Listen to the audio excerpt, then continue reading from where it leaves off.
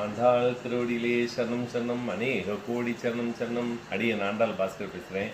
இன்றைக்கி ஒரு அற்புதமான டாபிக். ஒரு அம்மா கேட்டிருந்தாங்க, இந்த மாதிரி பக்தி மார்க்கம் பண்ணுறது மூலியமாக நம்மளுக்கே ஞானம் கிடச்சிடுமா அப்படின்னு சொல்லி. அந்த மாதிரி பக்தி மார்க்கம்ன்றது வேறு, ஞான மார்க்கம்ங்கிறது வேறு. பக்தி மார்க்கம்ன்றது நம்ம வெளியே செய்யக்கூடிய விஷயங்கள்.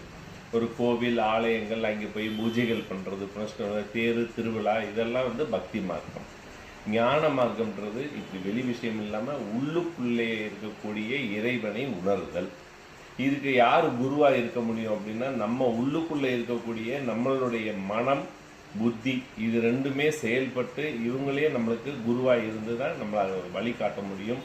இது வெளியில் எந்த குருவும் யாரும் நம்மளுக்கு சொல்லி கொடுக்க முடியாது. அவங்க வேணால் ஒரு வழிகாட்டியாக இருக்கலாம், ஆனால் அது வந்து நம்ம உள்ளுக்குள்ளே இருக்கக்கூடிய உணர்றது தான் ஞான மார்க்கம்.